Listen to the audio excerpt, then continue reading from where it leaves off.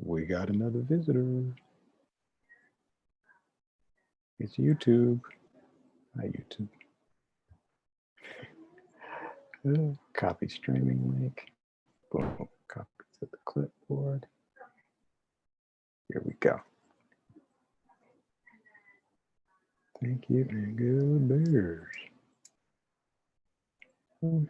Send that there. Boom.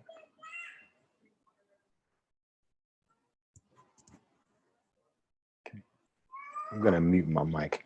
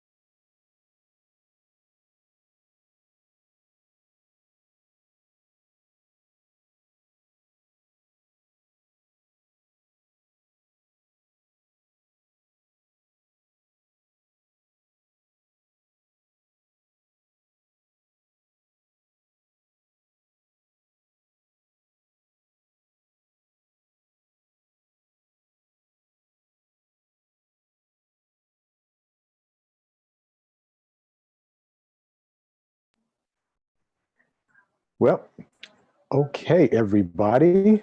Good morning.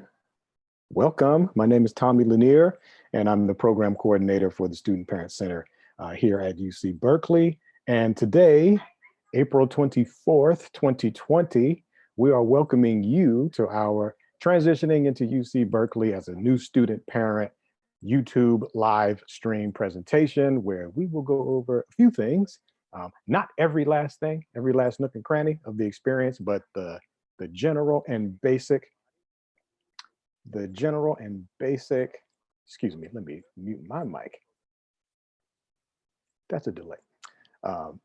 We will go over the general and somewhat intimate details of pretty much the entire student parent situation for you as a new student as you matriculate into our program. Here at the Student Parent Center, we are a program that supports students who are also parents. And what that means from student to student is going to vary. And I want to bring that up specifically first and foremost, because some of you might think, well, I'm not the biological parent, or I'm the step parent, or I'm the mom, I'm a single mom, or I'm a single dad, or I'm in a LGBT same-sex relationship. That's fine. If you are a student, UC Berkeley student who is also a parent, this is you. Oh, I'm a foster parent. I got guardianship, custodial agreement. You're here. You're at the right place. So we want to welcome you, and I want to take a little bit of time to lean back and let my fellow co-presenters introduce themselves.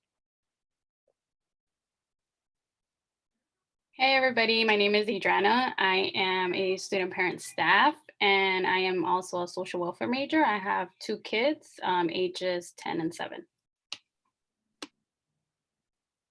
Welcome everyone. I'm an intern and my name is Noria.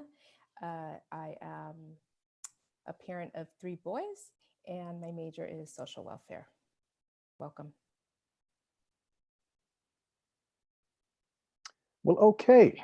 We have another Student Parent Center student staff person chiming in. We are live. My brother, if you'd like to introduce yourself once your audio is connected, people can listen in and learn on your feedback shortly. But for right now, we're just doing introductions. Me, Adriana, and Noria have already went. If you can introduce yourself, brother, that would be great. Oh, your mic is muted. Don't worry. There you go. Sorry. My name's Ben Vega. I'm an anthro major.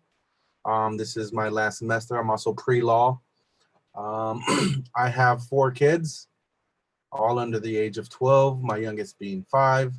I come from Southern California, Moreno Valley College, or Riverside City, also known as Riverside City College. All right. Thank you, Benedicto. As for people watching, you probably already denoted and picked up on the fact that all of us, we are all part of the Student Parent Center student community between both graduates, currently enrolled students, and students who are slated to graduate. So without further ado, I want to make good use of the time. We're going to go into our slideshow presentation. I'm going to queue up some slides here, and then I'm going to share them out to you. Shall we? Does that sound like a plan? I think it sounds like a plan, you guys. All right. I know we got a lot of people with a lot of anxiety and energy and excitement, and you know what? That's okay. We definitely appreciate all of that. I'm going to share my screen with everybody. Here's my presentation. Let's see what we have here to present to all of you lovely people. All right. Shall we? We shall. Okay. So hopefully everyone on YouTube can see this presentation right here. It is called Me, Myself, and Us. That's right. Me, you, the student, yourself, you again, interpersonally, and also us, meaning your family. And this presentation is about understanding, identifying, and supporting students with dependence in higher education, AKA you, all right? So as you can see, we are about foundation, family, and future, okay? A lot of people say that. We try to make that experience something that's a matter of action, not just a matter of fact or a good speech. And I'll move forward. What can you expect for the next 90 minutes, maybe 2 hours? Just so you know what's going on, in case you have to step away and come back, we want to lay some things out for you so there's no confusion. Program schedule for today, we'll have an overview literally of our program. So there's the program schedule, but then the Student Parent Center program overview. That'll be about half an hour, and then we'll take a break for about 5 minutes. We'll come back for a student parent Q&A panel for about approximately 20 minutes. The questions, between the questions and the answers and the depth, you might need that time. You might say, man, 20 minutes is a long time. You might need that, might not, but better to start a little bit more abundant with time and then scale back, as opposed to not need it and not have it.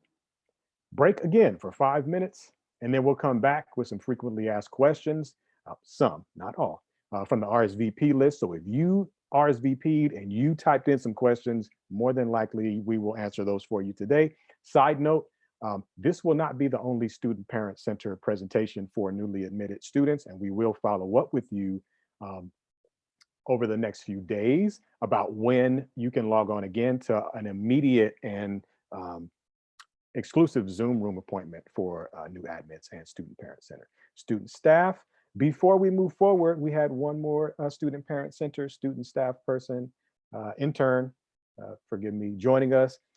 If you'd like to introduce yourself, I believe she is right here with us. You can unmute your mic. Here we go. Hi, everybody. I'm Rosa. So, did you guys start already, Tommy? No, we started, but we're getting ready to kind of go into the program overview. You came in right when we were starting, so I just want to make sure that you get some shine. You know what I'm saying? Okay. And introduce yourself to the people. So, my name is Rosa, and I'm a social major, and I'll be graduating this semester, at the end of the semester, and I have a 9-year-old daughter. Can we all give a congratulations to Rosa for doing that, as well as Benedicto? Hi, y'all. Okay. And for all you new admits, trust me, time goes by, you will be next having these same conversations with new admits after that. And I want to put that out there early, just to help cut through some anxiety that you might have of how am I going to do this? Okay, let's move forward, shall we? Yes, we shall. The Student Parent Center, the Reentry Student Program, the Cal Veteran Services Center, if you've heard of these before, the Berkeley Hope Scholars Program, if you've heard of these already, you kind of can sense an overtone to all of our communities. They overlap, there's some intersectionality. The 4 of these programs are actually part of a 4-program, not 5, subcluster of UC Berkeley equity programs, and that's called the Independent Student Program Subcluster. That subcluster is programmatically under the Centers for Educational Equity and Excellence, and at CE3, that's what we call it for short.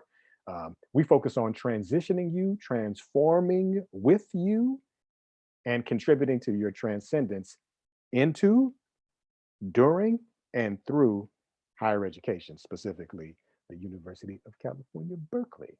I sure am excited to say that every year, because I know, just like all of these wonderful student parents with me know, that you are coming into a community that has been actually waiting for you. When we say equity population, we need everything we can get when it comes to people who are committed to the same goal that we are, which is inclusion for you. Correct. How did the UC Berkeley Student Parent Center begin? This is a little bit of a snapshot. So in the 1980s, a woman named Alice Jordan was working at the UC Berkeley Women's Resource Center. So for some of you coming from community college, you might have one already, or a family resources center, or someone in another department who works at women's resource, who works for the service of women's resources, right? That started here as well. And throughout the late 80s, going into the 90s and up to this present day, it evolved into what's known now and what you see as the Student Parent Center, okay? And as the founder of the Student Parent Center, excuse me, Alice Jordan, we put it in quotations and it's on our website, but let's move beyond the website.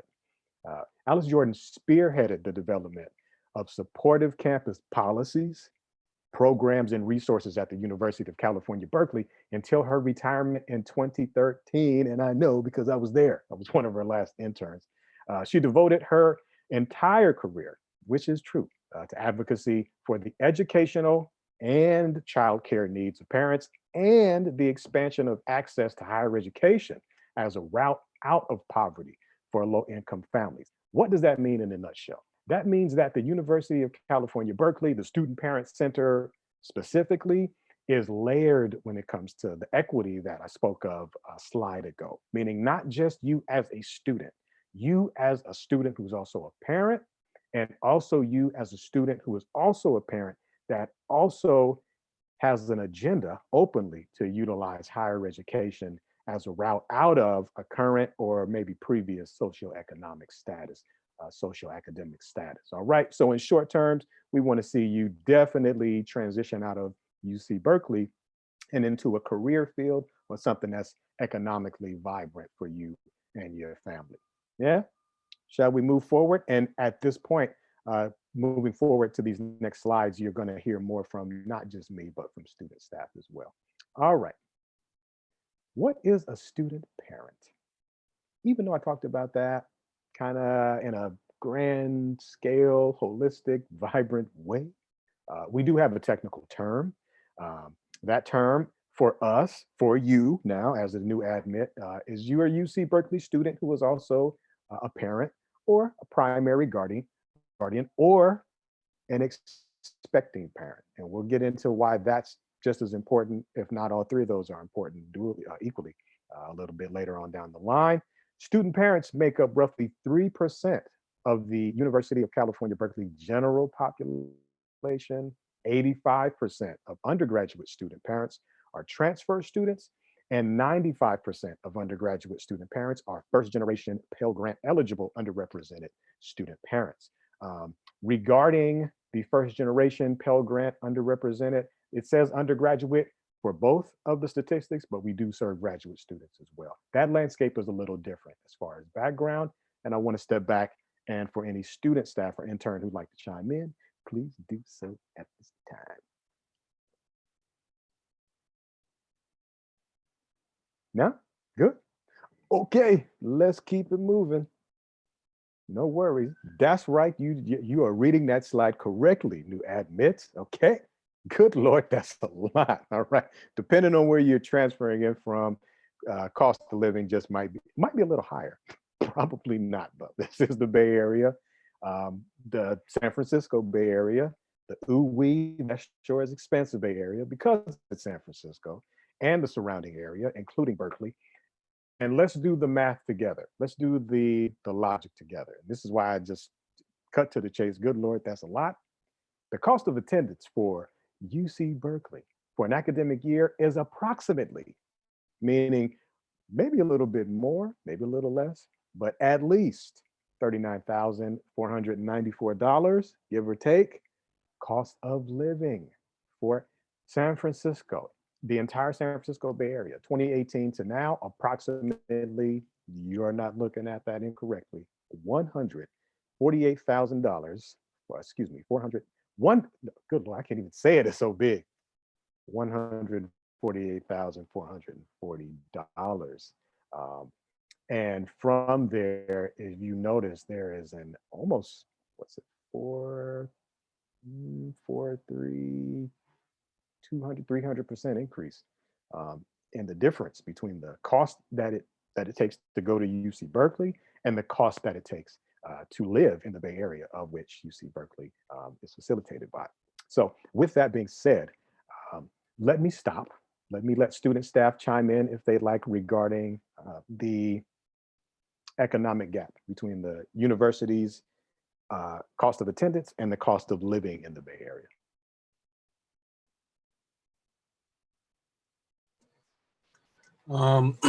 Should we talk about maybe the cost of attendance adjustment, or how to fill that gap of need, or should we just talk about how it's doable? I mean, don't get scared with that big number.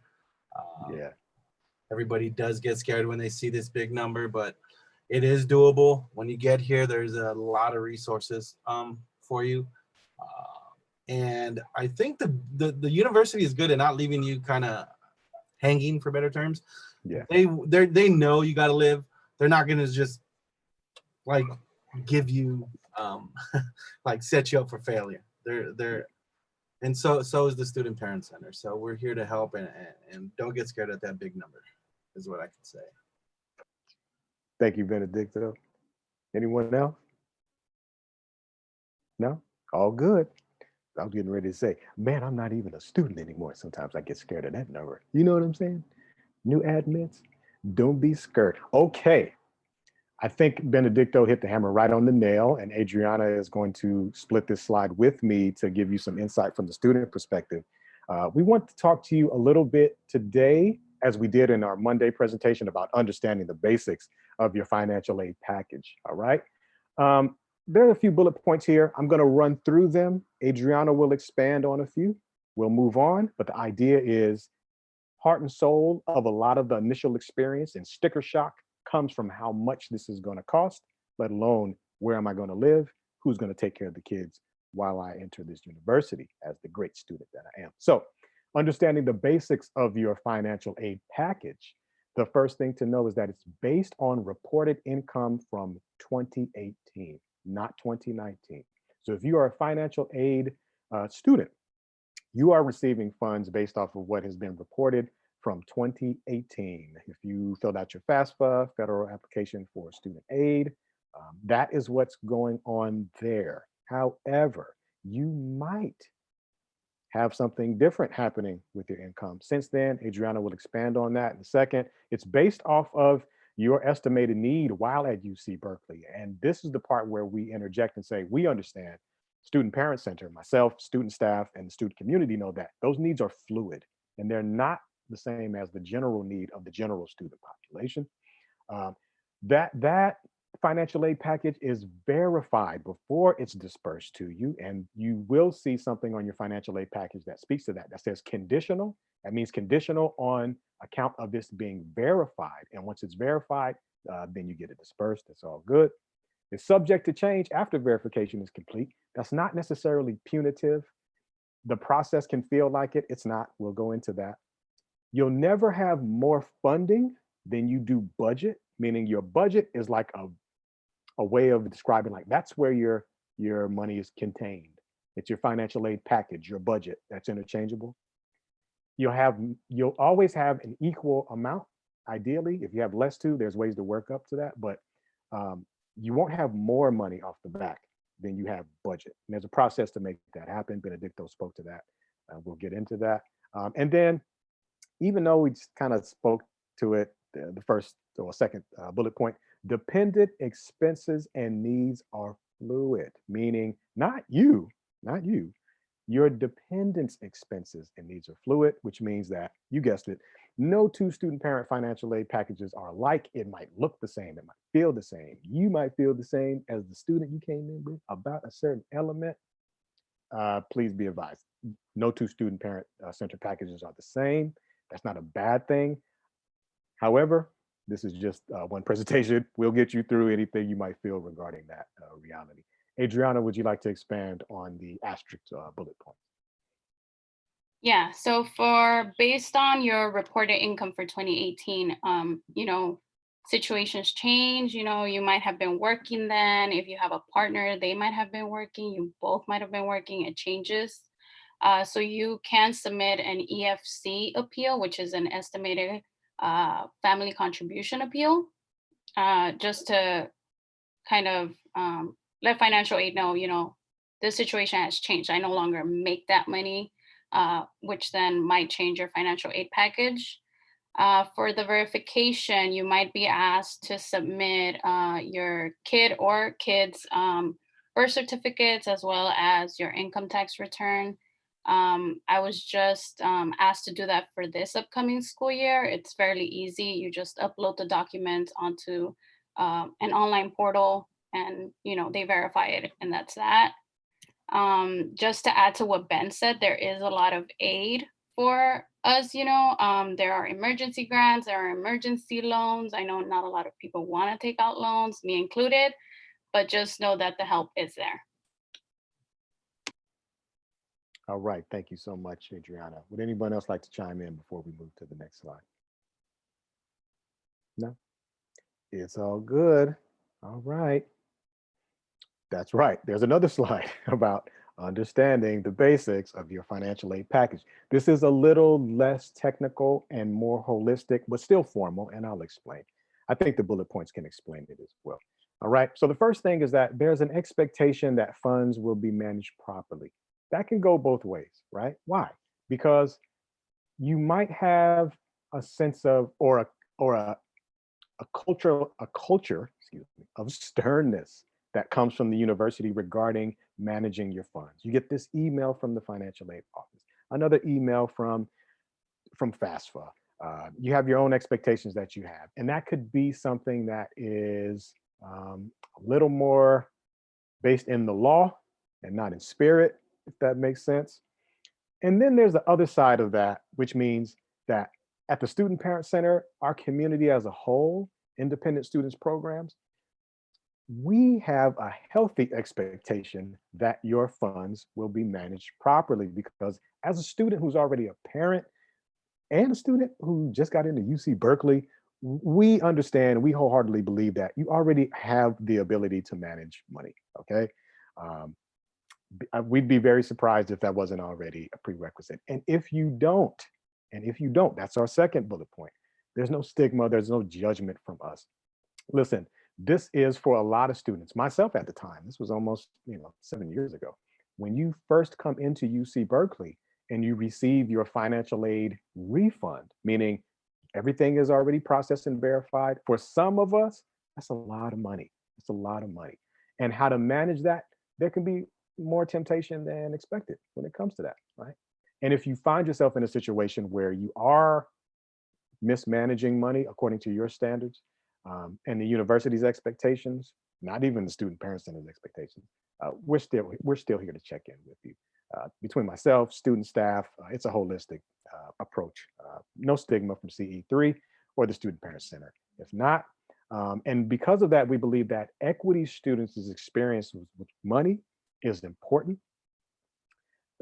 Again, if this is the first time, like a first generation college student, that comes with the first time for all these other experiences under that, including the financial aid experience and the refund. Hey, I got this big allotment of money.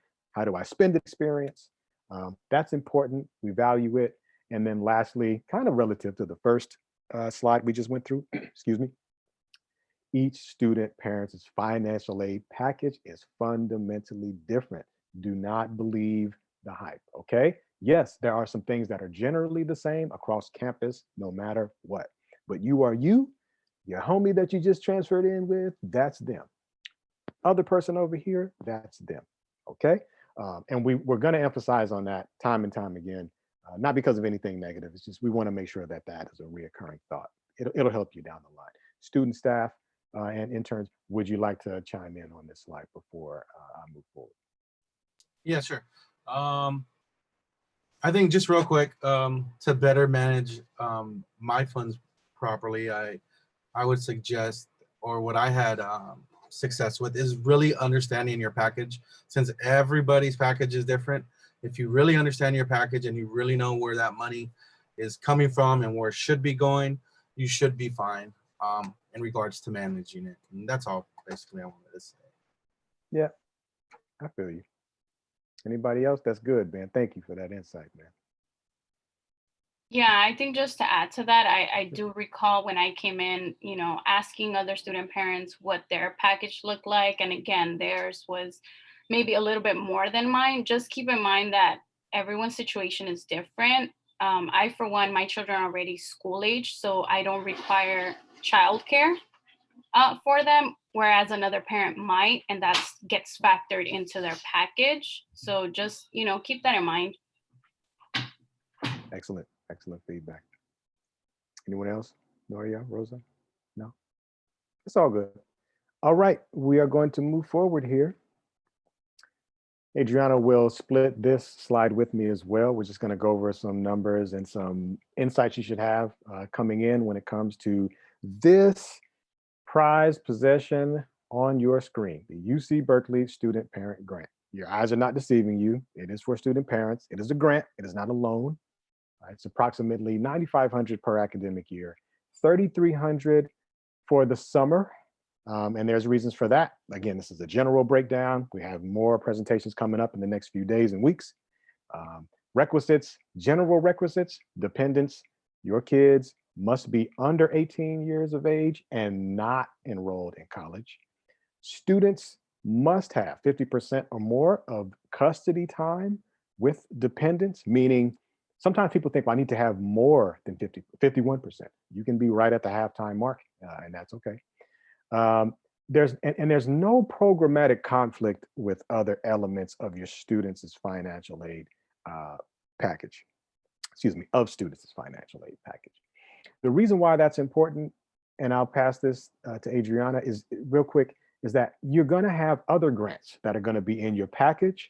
And if there is, you probably guessed it, more funding than budget, there is a 100% non-punitive but programmatic chance that you will not see all of the student parent grant or any other grant. Student parent grant is not excluded from that in your package. And there are plenty of ways to recapture the student parent grant if that's the case. And I want to digress and I'll let Adriana take it from here.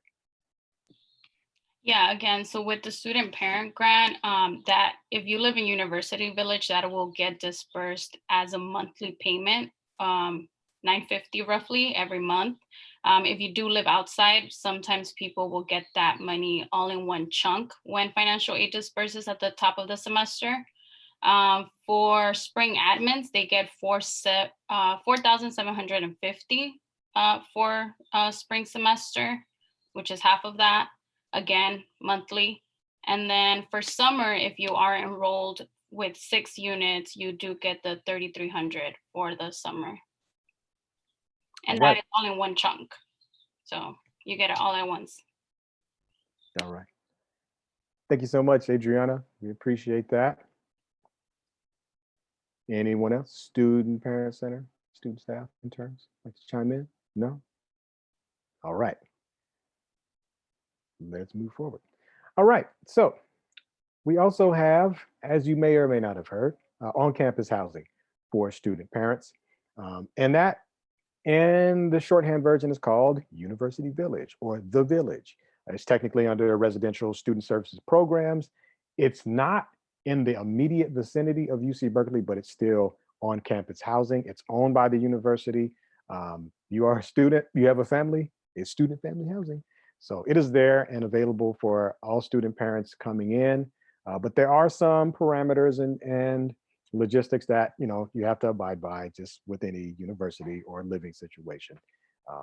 Let's go through some bullet points, and I want student, staff, and interns to chime in respectively, because again, I don't live in University Village. I'm not a student anymore, and I would be probably inaccurate to a certain degree when I talk about testimonial, that I don't have that experience at the moment. So like we just said, it's family-focused campus housing for student parents. Students pay rent out of pocket and or their financial aid allotment. It's slightly below local market value for apartments. And I just want to go back to that first slide, that good Lord, that's a lot. Be assured, good Lord, that's okay. Because being below market value for apartments in the Bay Area, they're already very pricey. I think no one can deny that. And to have that as an option for you, below market value housing, is definitely a plus. All right, it's located approximately 4 miles from campus, and you must be a currently registered UC Berkeley student. Respectfully, it's not open to the general public. A lot of housing inequality here in the Bay Area. I'll leave it at that. It's not open to the general public. It is just exclusively for UC Berkeley students. Housing stabilization for students with no local options otherwise, that's really a shorthand way of saying if you're coming from out of the region and you don't have an immediate resource for housing like that, right? If you live in Oakland, you live in Berkeley, you live in San Francisco already, that's different. But if you don't, or if you do live in the Bay Area, but primarily I'm thinking about students who might consider relocating. If you do relocate, this is the most viable option by far. And that's not just me, that's feedback from student parents across the board over the past several years. But again, I want to stop, and I want, if possible, other student parents to chime in about University Village and their experience. Oh, your microphone, brother. There you go. No worries. I can speak a little bit about the village. I could start off with the amenities there. We do have a community garden here. We have a gymnasium, like a basketball gym and an exercise gym. We also have a place, they have gymnastic classes. So they have this big, they call it the apparatus bay, where your kids could go and do gymnastics. It's pretty cool. There's also a bus that comes through these are all the things that I wondered before I came, like, how am I gonna get to campus from 4 miles away? There is a bus that goes directly through the village. It's bus 52, it takes about 20 minutes, 25 minutes. The elementary school, I have kids that are in elementary school and middle school. The elementary school that they're going to is directly next door. It's like a 2-minute walk, 3-minute walk at most.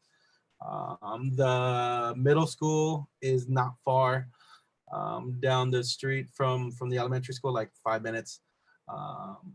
And what's cool about being in the University Village and the Albany School District is that your kids go to school, they make friends at school, and then they come home and there's their friends here, the same ones, and they just build their own community. Because I know my concern was the transition for my kids leaving their school, and they made friends really quick.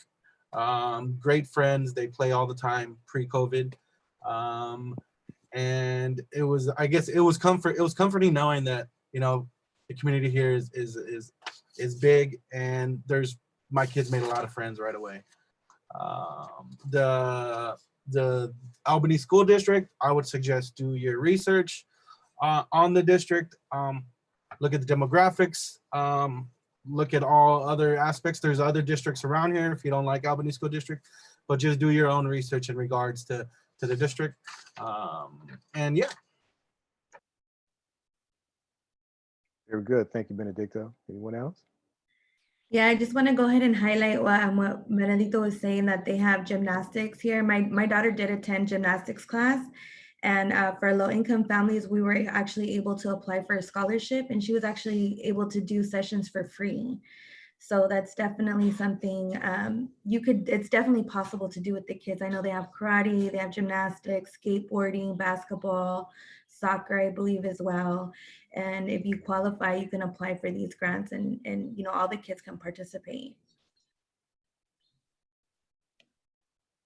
Excellent. Thank you, Rosa. Okay. Well, we're doing really good on time. Let's move forward. Off-campus, on-campus childcare services. Oh my goodness, what a slide we have here. You might think, well, why is it so short? Okay. No worries. I'll explain. I'd love others to chime in. If not, that's fine. This is where, if you are a new student parent, you're watching this now on our live stream, and you thought, well, I thought this was going to be COVID-19 coherent. Have no fear. That part of the presentation is here. Why? Is because along with school, along with campus itself, we know that there is a gap in when you can participate in person at UC Berkeley as opposed to online. And that can determine where you are at UC Berkeley, in person or online. And you probably guessed this part, that can determine where your kids are in person or online.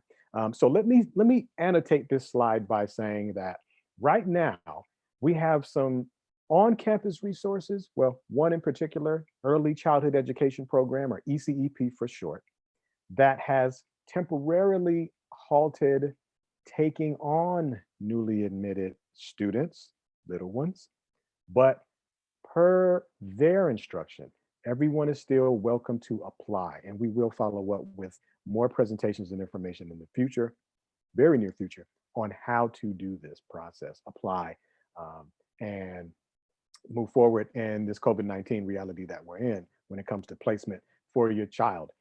That could be mirrored as well for off-campus childcare services, all right? And you say, well, what's the difference? Kind of like housing. We have quality childcare that is in-house, meaning UC Berkeley facilitates it. It's a UC Berkeley childcare program, Early Childhood Education Program, or ECEP for short. If you talk to other student parents or new student parents or someone in admissions, they might bring that up. They say, oh, we have ECEP. That's what they're talking about. But then there are also community providers like YMCA and Head Start and other First Five county regulated programs here in Northern California, just like there are some in Southern California and other programs alike in your region where you're transferring in from. So no worries. We do know that that's an issue. This is the Student Parent Center. This is just one slide, and we will unpack this tremendously over the next few weeks, moving forward, really, until this COVID-19 shelter in place is over with. So let's get into this, and then I'll digress, let some student parents chime in if they'd like. The first thing is that when we say campus childcare, on-campus childcare, the care is for children from 3 months to 5 years old, approximately, and the same thing can be said for student parents who have their children in off-campus childcare services as well. This is not necessarily exclusive to children 3 months to 5 years old, but the common language and the more frequent practice is for that demographic, though there are some programs for K through 12 teenagers and the like, both on campus and off campus. As a community, we help facilitate those, excuse me. Centralized campus location.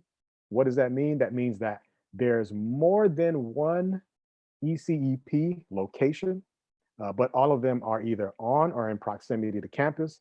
And there's actually, you guessed it, a university village location as well. So for those who are anticipating seeing themselves in the UC Village, no worries, there is a chance that you will get placed there. If not, there's also a chance to amend and say, I'd like to be placed in University Village, if time and availability permit. Reserved spaces for student parents. You heard it right, you see it right. It's not necessarily just for student parents, ECEP.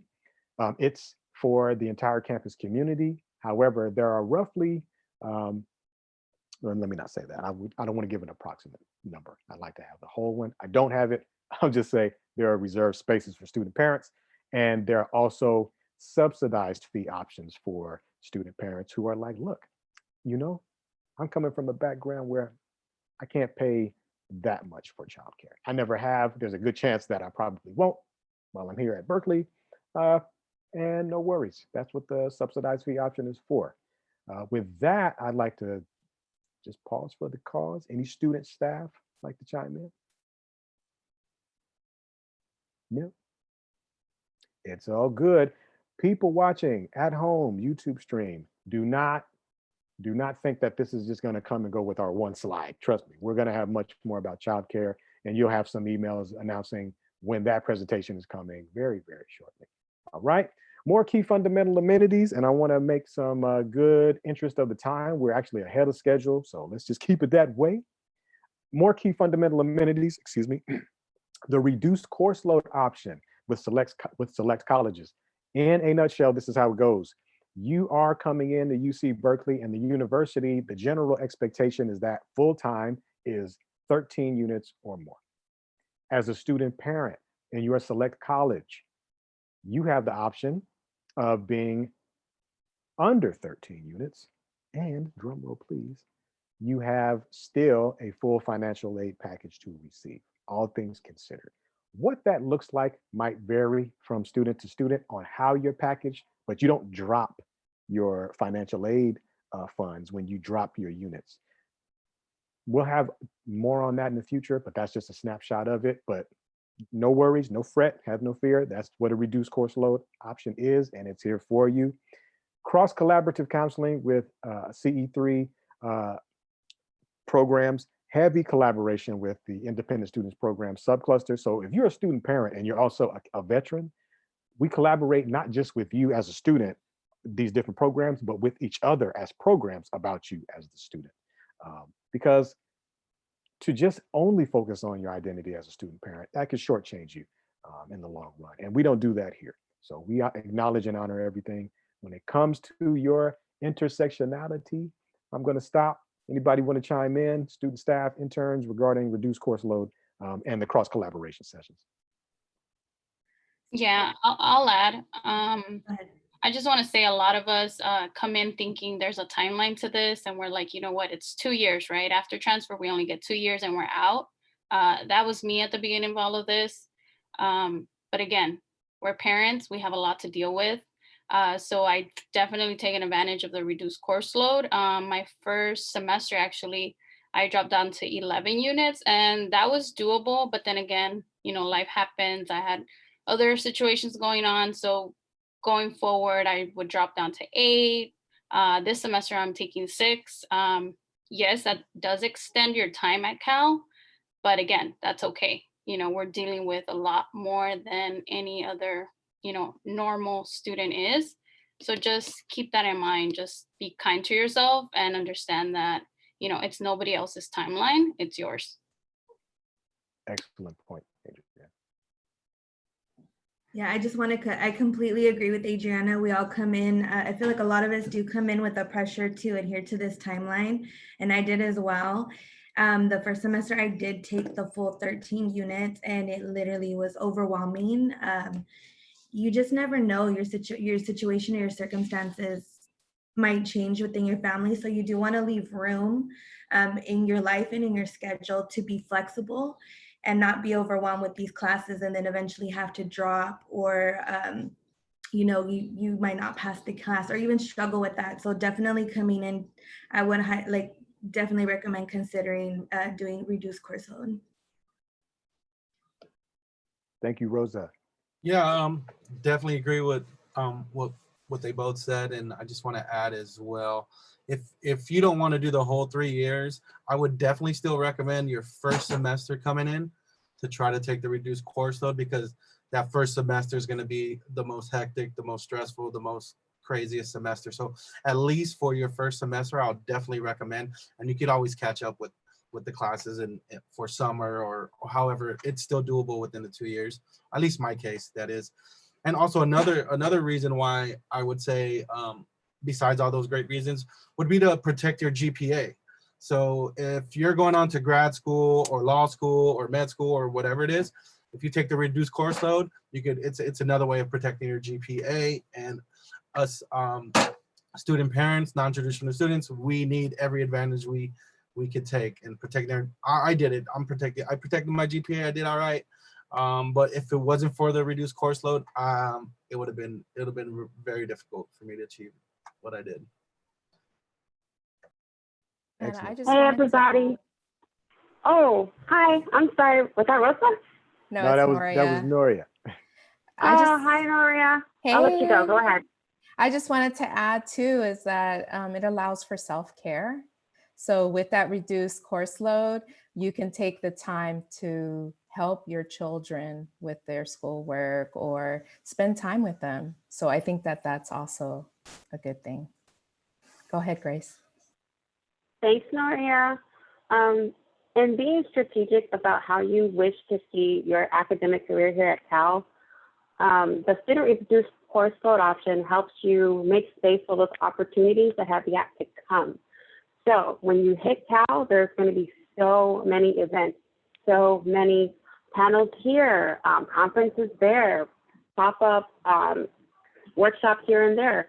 And so if you leave yourself a space in your academic schedule for things like that, you will be better able to take advantage of those opportunities when they come, instead of doing them on top of those already heavy 13 units and family life.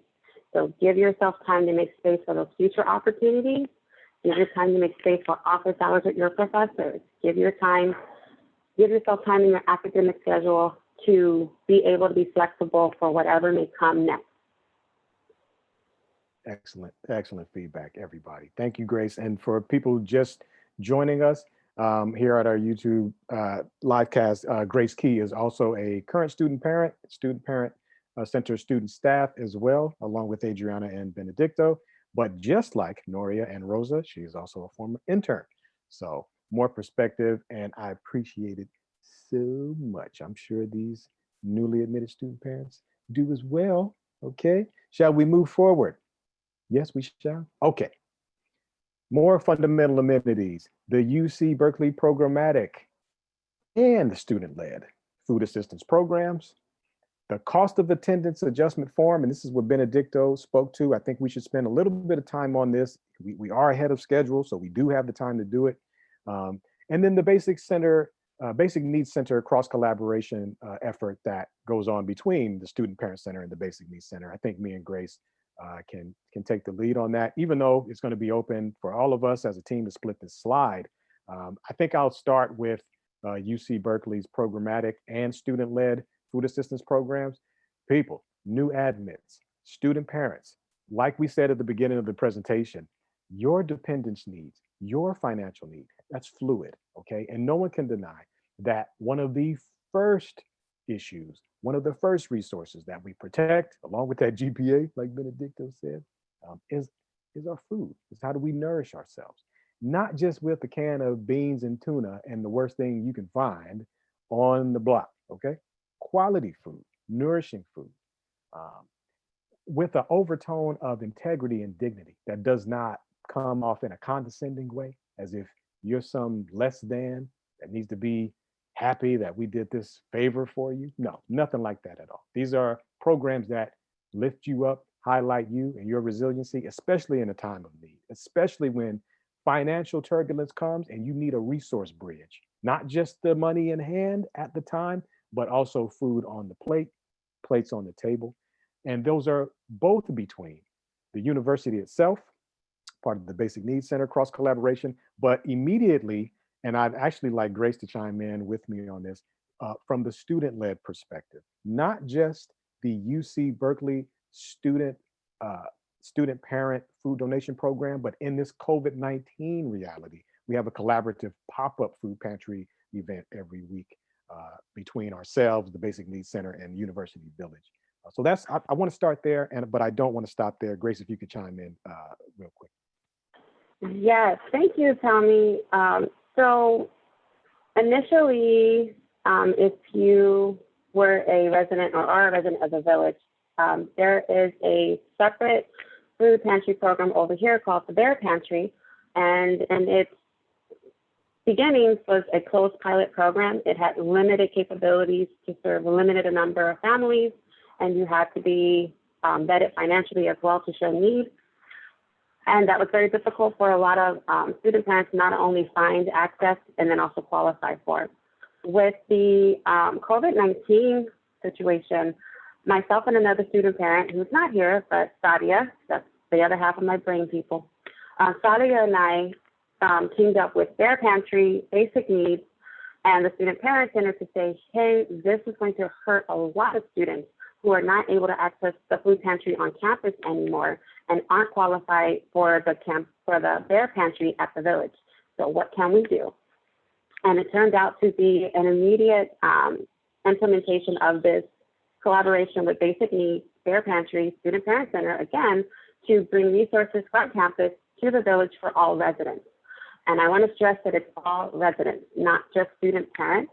So student parents, yes, you are still a priority in our care, but we've managed to have enough resources coming in to help all people who live in the village. That being said, we still ask you to sign up and register, but what we've been able to do is feed approximately 80 to 90 families on most days. Frequency depends on what we're giving, of course, but some days we hit 116 families. And when you multiply the number of people, individuals coming, or the number of people in their homes, that easily can reach 300, 500 people when you start talking about all of the members of the family, including grandparents, children, partners, relatives, and such. So knowing that this is the work we're doing now, we're hoping to maintain after the fact, but this is the beauty of Student Parent Center is that we're given flexibility to find things that we can not only propose, but actually do and do the work for. So thank you, Tommy, for believing in us to get this off the ground. Thanks for supporting us. And thank you all who are giving your time to come out and actually assist at these pantries, bagging, transferring, packing, stocking. This is a lot of work. This is a lot of community-based work. But we're here, we're still able to do it, and we're still here going to do it for as long as we can. So thank you much. Thank you, Grace. I think you covered a good portion of the Basic Needs Center cross collaboration in the immediate sense with respect to their efforts to help secure housing for student parents. I also want to give a major shout out as well to Benedicto and someone who's not here with us. She was here on Monday's presentation, Anita Adams, for their efforts with the student parent food donation program that has been in existence before the outbreak. And because of the outbreak, it's been hindered because of policies outside of their control. But make no mistake, between these two programs and the programmatic campus-based Basic Needs Center food resources, not to sound arrogant, but food should not be an issue for you at the end of the day, fundamentally, not because of anything the Student Parent Center couldn't provide for you. Benedicto, would you like to talk with me regarding the cost of attendance adjustment request form? And I also want to invite others to chime in as well, but you brought it up and I appreciate the way that you took initiative with that. Would you like to? Yeah, sure. The cost of attendance adjustment request form, what it is, earlier we were talking about packages, and what it is, our packages are based on an estimate of what they estimate our cost of living is going to be. Of course, that is not in, it's not the same for everybody. Everybody has things that come up that we need to get our package expanded, and the cost of attendance adjustment form is one way to do it. Like Tommy was saying, our budget, it can't exceed how much they estimate. So to expand that package, that's where the core comes in. And things that we could do to expand are, I think there's a computer purchase we could do once every 3 years, I believe, and they could give you up to, for undergrads, I think it's $2,500. For graduate students, it's $3,000. Childcare expenses, you could adjust it. I think it's $2,000, around $2,000 a month. There's also, what I took advantage of, luckily, was when I moved here. I moved from Southern California, and my relocating expenses were covered under the cost of attendance. It was up to $3,000. So I had my truck paid for, my moving truck, the gas that I had to put in the truck, because those take a lot of gas. It takes a lot of gas to get up here. But I didn't know that. And it's good to know before coming in that, hey, if you want to move and you're thinking about how am I going to do it, you could get reimbursed for it. But it is there's also what else is there?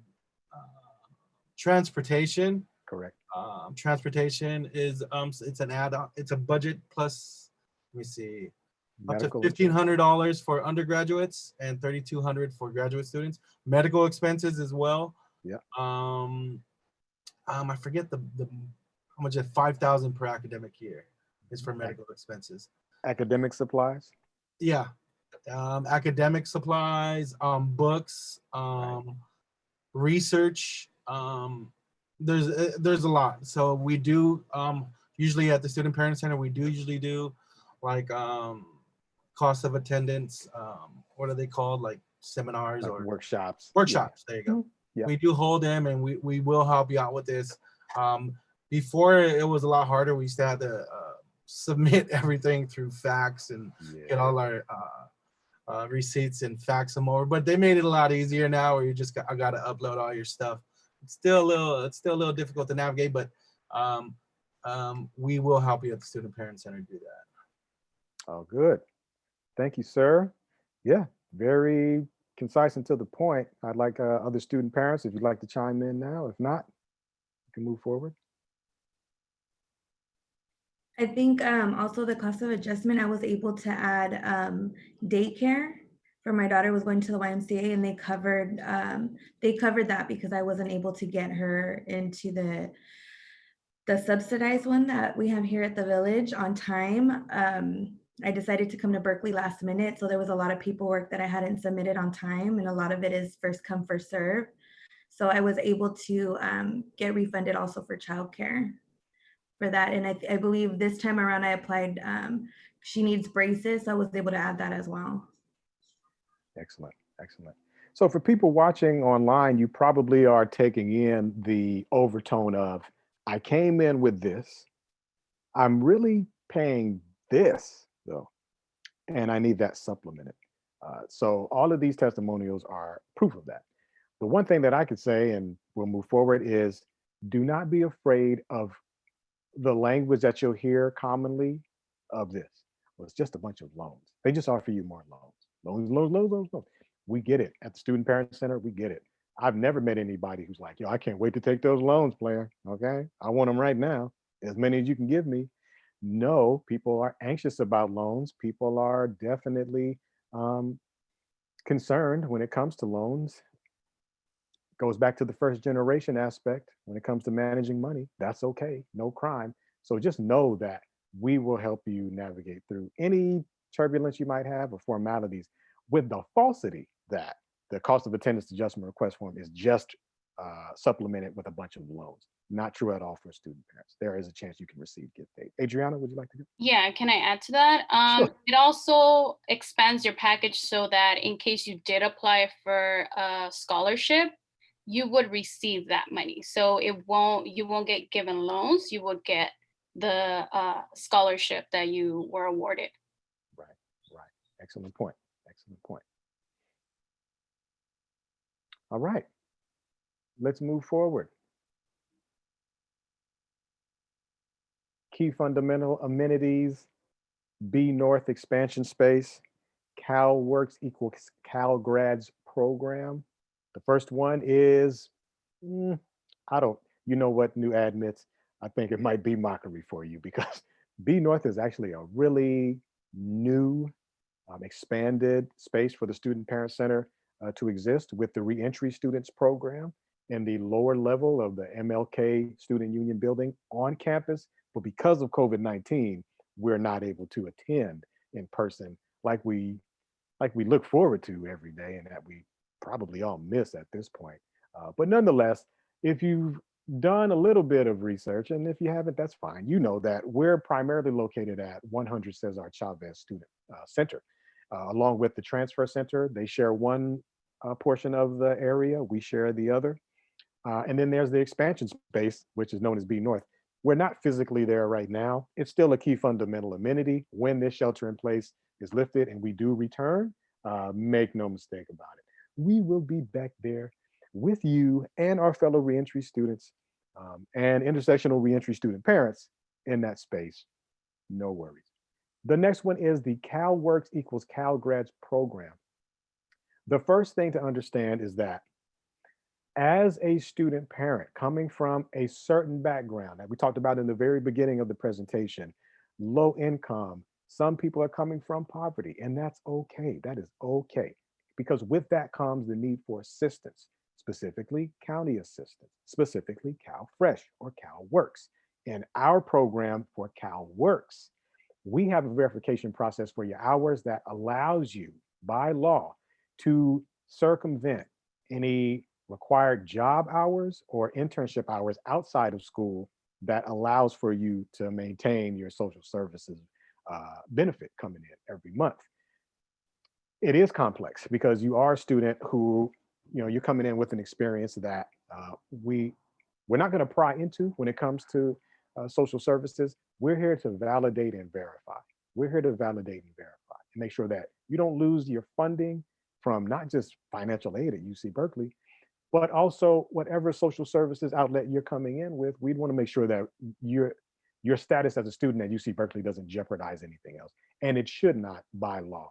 The reason why we focus on this so heavily also is because there's an overtone of advocacy for you that goes beyond UC Berkeley. And one of our main points, one stop on the road, first one is with the state of California, and CalWorks equals CalGrads. That program originally was designed by Alice Jordan and the original founding community of the Student Parent Center, just to make sure that that equity and inclusion that you hear so prevalent today is still intact at its fundamental root.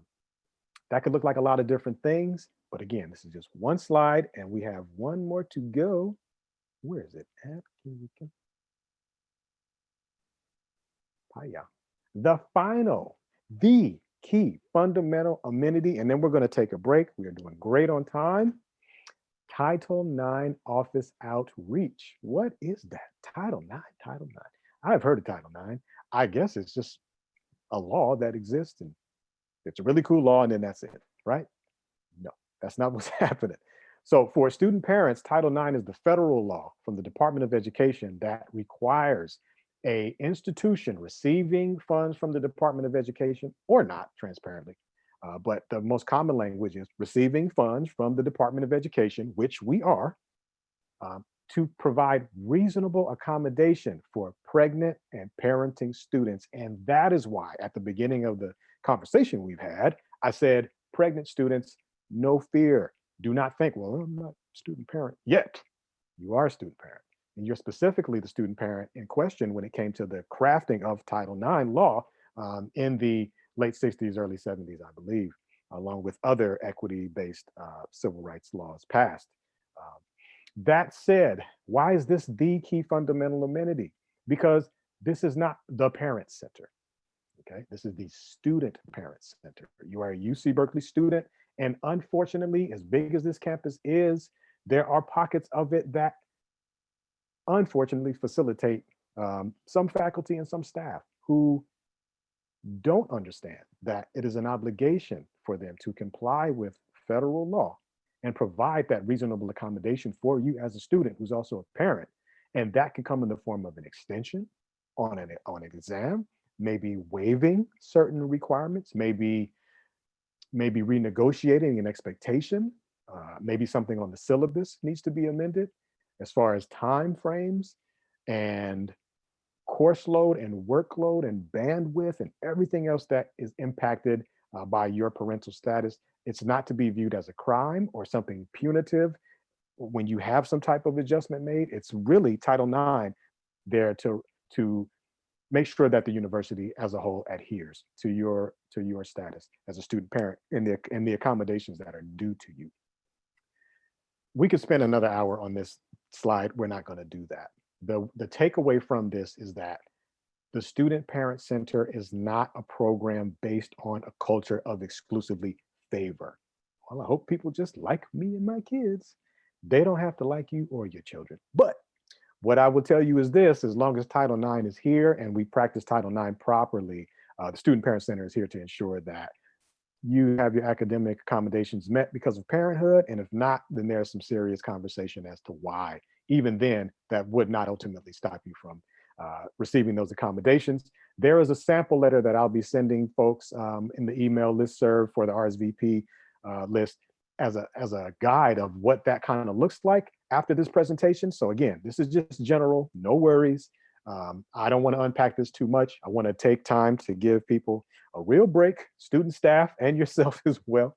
And this concludes the program overview portion of our Student Parent Center presentation today, transitioning into UC Berkeley as a new student parent.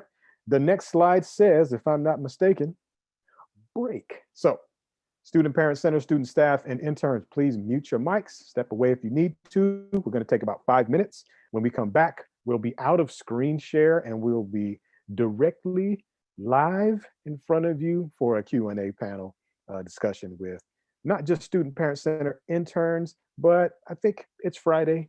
We'll have everybody in the mix. We'll just Q&A away. And I think we have some RSVP questions as well, some new ones since Monday that came in. All right, sounds good? Okay, I'm going to step away as well. I see everybody in about 5 minutes. All right? All right.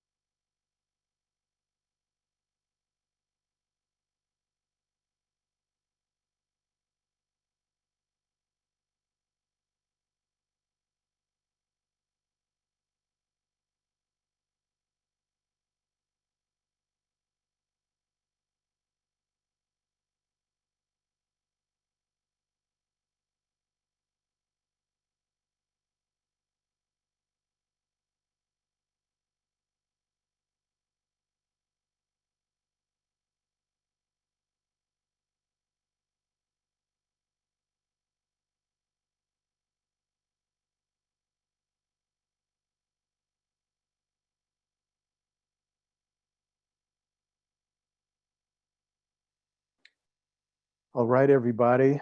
I think we are getting ready to transition into the second portion of our, excuse me while I plug in my laptop charger. That's right. I'm at home or wherever you are, doing it remotely too. So, okay, everybody, for people tuned in right now, we are still here. This is the second portion of our Student Parent Center transitioning into UC Berkeley as a new student parent presentation for CalWeek 2020 spring semester. Congratulations. Oh my gosh. Yes, you have been admitted to the University of California, Berkeley. Not just you and the kids and the partner, right? That's a lot. That's a lot. Okay. So as you probably can infer by my energy, we got through the formality that this is this and this is that, and we'll get back to that, like those slides and everything. This is going to be archived on YouTube. I know some of you might have been like, oh, slow down. Relax. You can always go back to it, watch it again. But this is the part where it's a little less, a little informal. We're going to ask some questions. Students, staff, and interns can answer, and from there, we'll read some questions from the frequently asked questions list that populated in the RSVP. But I just want to annotate all of this and say that in the future, very near future, you're going to have an opportunity to join us directly in a Zoom room so we can have a nice little Q&A time together. All right. Well, in the interest of time, we shall move forward. I'd like for people who, two things, for people who just logged on, who have come back to the presentation after maybe about an hour or so, or just started at this point in our presentation. If students can introduce themselves again, your name, your major, your status as far as, I'm graduating second semester, third semester, parental status, and maybe an encouraging blurb about yourself. And then we'll get into some questions. Yep. I'll go first. Sure. Ben Vega. I am a super senior, anthro major. This is my last semester. I'll be graduating, hopefully, right? I come from Southern California, Moreno Valley College, and an encouraging.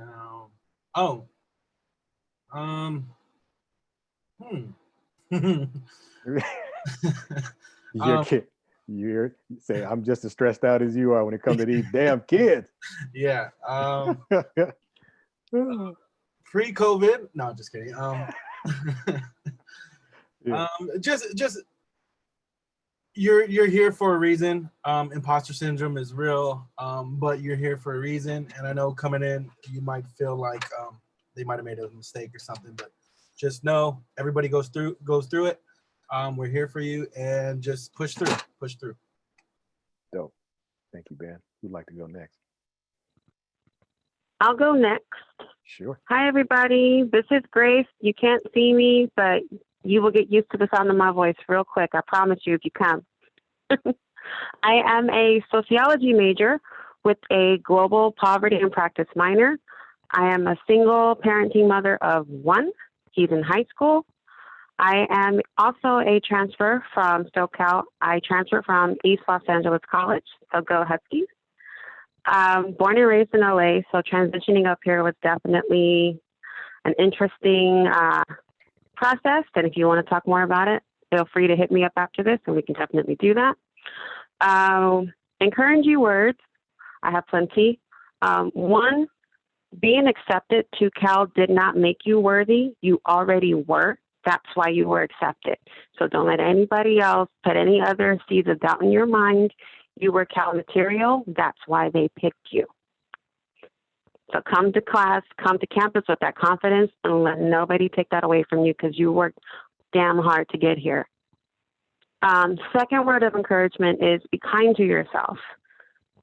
Take those mental breaks, take that space, and make sure that you take care of you so that you can take care of others. Most of the times we forget that when we are taking care of others, that we neglect ourselves. So just be mindful that you are no good to anyone else if you aren't good to yourself. And share that community love, because we're all in this together, not just from COVID, but as far as people who are doing this educational dance for the first time. Fun fact about me is when I complete my degree, I will be the first mother in my family to have a college degree. So that's something that keeps me going as I process through all of this. So yeah, welcome to Cal, and I hope to see you soon. Powerful words. Thank you so much, Grace. I can go next. Hi, I'm Noria. I'm a social welfare major. I have 3 boys. They're under the age of 12. I'm from the Bay Area. I'm a transfer from Berkeley City College, which is down the street from the campus. And words of encouragement, we're here available at the center. So any concerns or anything that you have, any questions, you can come talk to us. I know that it could be hard to be on campus with people who are younger or people who don't have kids, and connecting with other parents is very important. I kind of feel like we're all there to support each other. And yeah, I'm going to be there and happy to meet you. Hey everyone, Idrana, social welfare major as well. I transferred from ELAC, as did Grace. I have 2 boys, ages 10 and 7. And I think for words of encouragement, I would say ask questions. You know, I think I would have avoided a lot of headaches had I come into SPC sooner.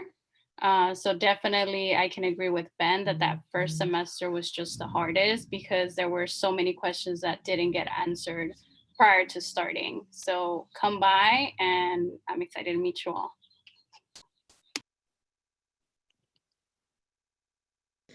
Hello, everybody. My name is Rosa, and I'm a transfer student from Hartnell College. I'm originally from Salinas, and I am a sociology major. This is my last semester.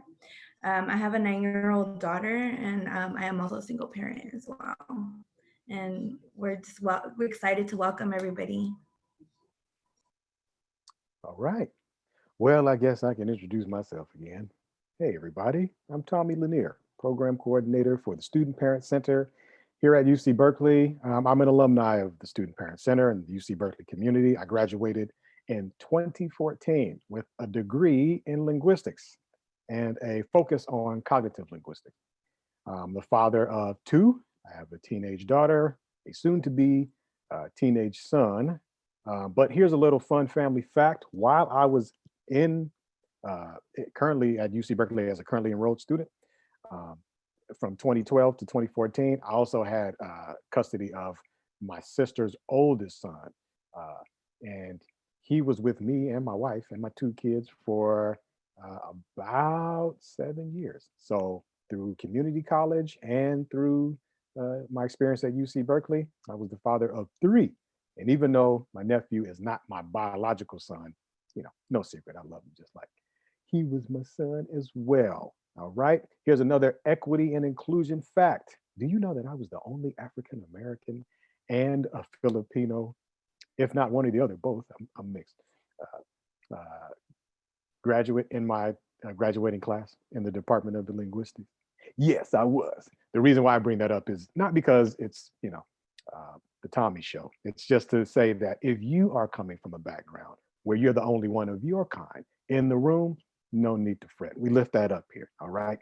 And you will not be one of your own kind in this room because there are a whole lot of other student parents and student parent staff alumni on campus that can definitely speak to the same experience that you're getting ready to attend to.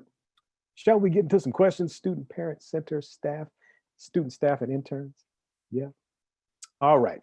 So for those watching on our live stream right now, I'm going to ask some questions that are coming from like the Student Parent Center internally. Boom, student parents will answer, and then we'll get into some RSVP frequently asked questions. We can't get into everything, but we definitely will try to cover as much as we can. We're doing great on time, all right? So the first question is, what is imposter syndrome and how has it shown up for you? How have you worked past it? Once again, what is imposter syndrome and has it shown up for you? If it did, how did you work past it? You know what I'm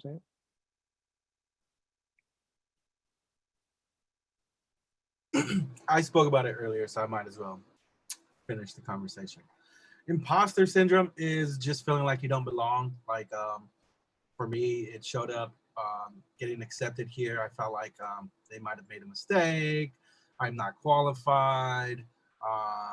Everybody's smarter than me. I shouldn't be here. And yeah, it showed up to me. It's especially like the first couple of days of classes. You're looking around. Everybody's younger. Everybody's like on point with their technology. You just feel kind of out of place. And what got me out of it, honestly, was the Student Parent Center. Just knowing that there's other people around me that felt exactly the same kind of puts us in this group where we're together and we kind of help each other out of the imposter syndrome. So that's how it showed up for me. And actually, I'm going into law school next semester, and I'm starting to feel the same thing all over again. So it's coming back, but I know I have tools. I know it's just temporary. I know I'm going to get through it once the semester starts. I hope everybody doesn't have it. But yeah, that's what imposter syndrome is to me. Excellent, Ben. Yeah, I definitely had imposter syndrome coming to Cal. I didn't think Berkeley I would ever get accepted. I only applied to Berkeley because it was added, in the the 4 extra universities that you can apply to through the tag application. So I just did it to do it. And when I got in, I was definitely shocked. I was nervous to uproot my daughter and myself up here, not knowing that, what if it was a mistake, moving over here. Even after I started my classes, I just felt like somebody was going to walk in and tap me on the shoulder and tell me like they made a mistake. I was going to get escorted out in front of everybody. Like, I spiraled. And these are the things that I had to deal with. And definitely I agree with Ben, like the Student Parent Center helped me a lot because there was a lot of students that were doing research. I had that fear, like, how am I going to balance out being a single mom and being, the overachiever academic person that I want to be. And, watching other people do it definitely helped calm those fears and help me realize like, this is possible, this is doable. And I do belong here and I'm going to graduate. And you sure do, and you sure will, okay? Straight up. Thank you so much. That's great reflections already, guys. Thank you. Thank you. Who else would like to go? Hey, Tommy, I'll go next. Hey, Grace. So for me, imposter syndrome hit in a number of different ways. I myself am definitely older than the average student that checks through Cal. I just turned 33, but that's okay. The other thing is thinking that your identity is going to dictate where you belong and how you fit in on this campus. But you don't have to hold to only one. I feel like a lot of students feel like they need to go where their quote unquote people are or where they feel like their friends are going. And they're not necessarily being true to themselves and their capacities of what they want to do and how they see themselves developing here at Cal. So one, don't be afraid of your own personal self-development. You're going to need that when you are going to deal with this thing called imposter syndrome. You need to know yourself, and to know yourself, you need to discover that. Find spaces that you feel welcomed, and that's going to take some time, right? You think that, well, this is that center over there, and it looks like it's okay for me, but does it really feel like a spot where you can let go, embrace, decompress, and vent, and feel completely true to yourself? If that's not what you're feeling, find other spaces, find other people, create new pockets where you can go. And I promise you, this conversation isn't anything new. There are so many of us who have dealt with imposter syndrome in different ways. And most of it, at the heart of it, came from attending spaces like the Parent Center, going to events with other people, or just like, hey, I heard that there was this summer workshop thing and I don't want to go by myself. We will definitely go with you. That's another way you find community. And you start realizing that, you know what, there is a space for me here at Cal. I am not forced to fit into this neat little box where I don't need to grow or develop anymore. You're going to need that here. So don't be afraid to harp on it, hone it in, and then that whole thing with imposter syndrome, for me, never really goes away. I feel like people look at me and my son and they think he's the student, and it's like, nope, it's me. And so I've gotten that quite a bit, especially when I was doing Golden Bear orientation for incoming transfers. My son was right there by my side, and they kept default thinking he was the student. So, you know, that's just the fun part of it, I guess, that could that you can have fun with. But definitely don't let that be the thing that hinders you from expressing yourself and occupying spaces that you should not feel grateful to occupy, but have the right to occupy. All right. So another thing is, don't feel like you should just be fortunate and grateful that you got this far. You are worth so much more than that. And you're going to have to stand on that in order to get what you are deserving and demanding. So, yeah, that's all I got for now. Oh, that's more than enough. Trust me. Thank you so much, Grace. Did everyone get a chance to answer the question? No, I didn't get No, to. okay. Just want to make sure. These are all Okay. powerful, so forgive me for forgetting them. This is great. Go ahead. Yeah, I think that imposter syndrome affected me my first semester also. I was taking an American Studies class where a lot of athletes were in the grouping, and they had like their little cliques, and I kind of felt like out of you know, not in the right space. And I felt like, oh my God, I don't belong here. Maybe I made a mistake, you know, and you start feeling and doubting yourself. And I kind of think that that's how it feels. You doubt, like, how did I get here? Do I really belong? And you start asking those questions. And it kind of like, you know, I had a conversation with the professor during office hours. And I think that was important, to get to know your professors. And a lot of the professors are really apt to help you when they know that, first, you're a transfer student, second, that you're a parent, and that you're trying to make a difference, and you're trying to like get your degree, and we're all here with the same goals and aspirations.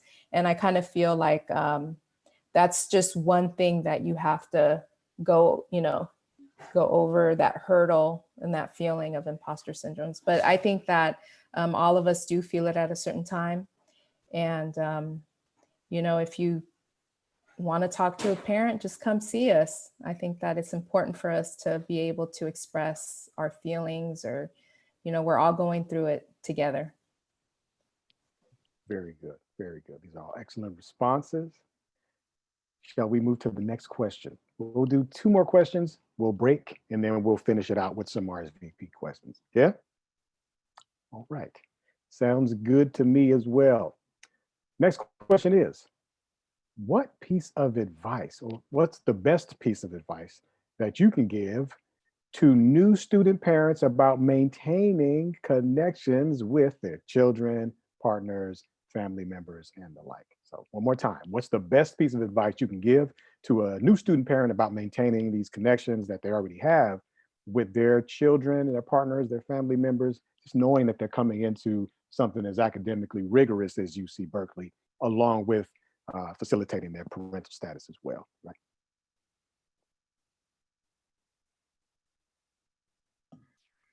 I just want to start by saying I was really lucky early on that I established community from first semester, and I had a really tight group of people. Some of them are already graduated, but some are still here.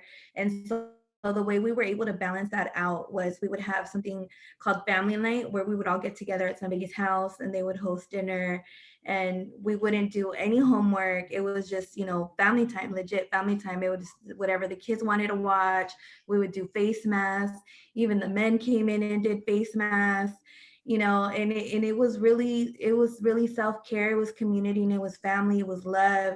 You know, we got to try different people's cooking and just create that bond of family that a lot of us miss out because we moved away from our family to further our education here.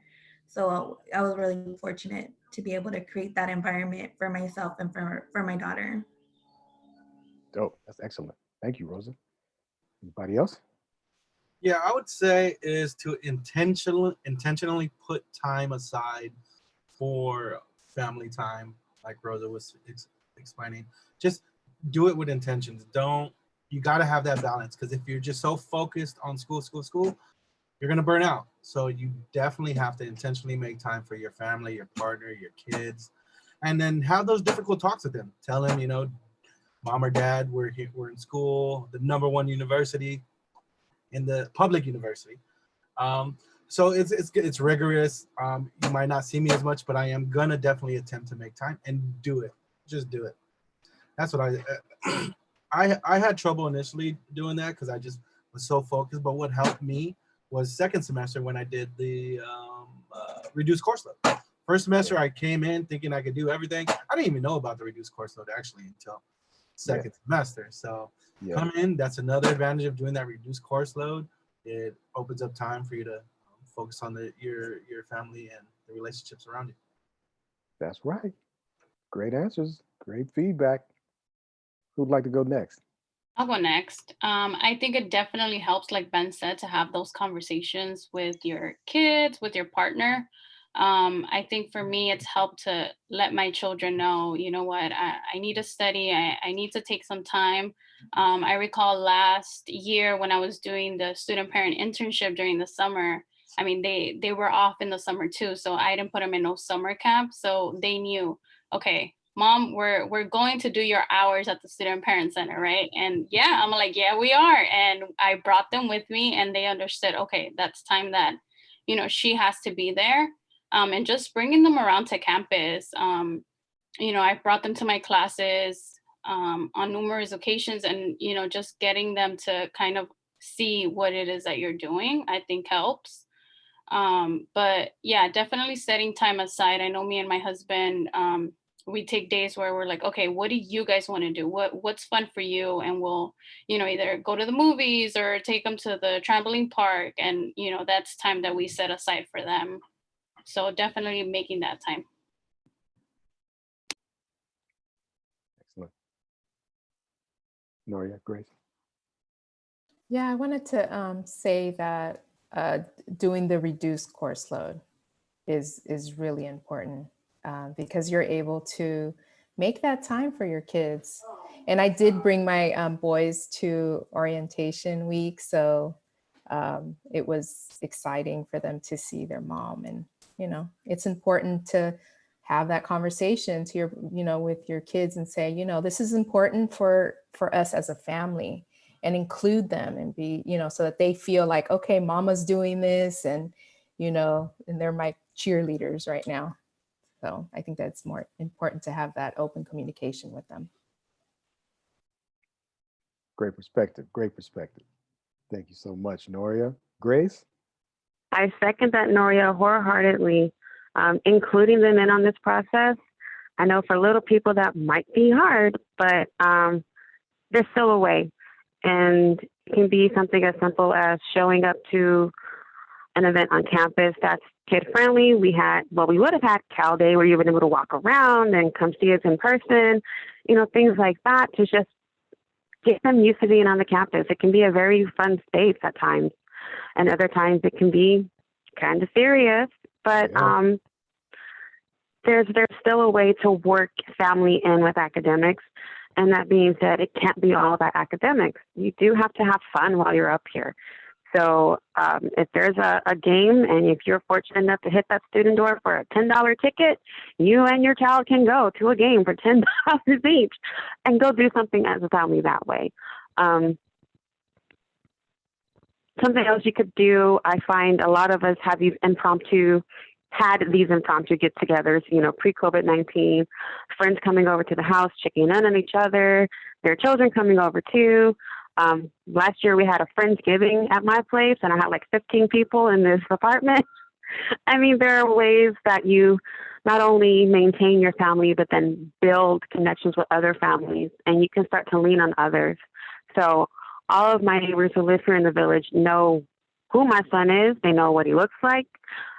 He has extra eyes on him, so to speak, and I'm good with that, because I trust that these people not only have my best intentions at heart, but also for my son as well. And I reciprocate. I look out for their children and the same. And you don't have to do it all. If you need a break, reach out to a friend to say, hey, I need a good half hour or so. There's nothing wrong with that.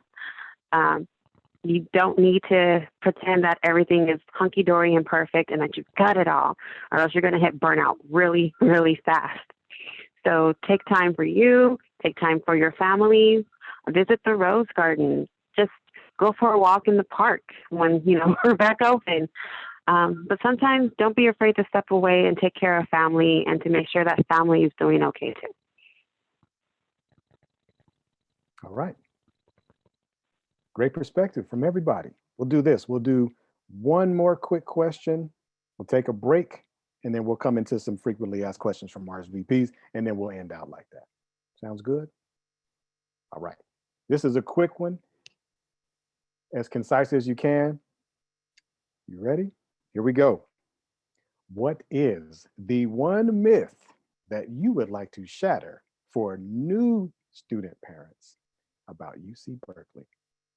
One more time. What is the one myth that you'd like to shatter for new student parents coming into UC Berkeley? Here's a good one. I tell people all the time, wow, man, it just costs so much. Maybe I can't afford it. We already talked about that one. Financial aid and other amenities on campus that could offset you being able to totally afford coming here. So that's me, but that's an example of it.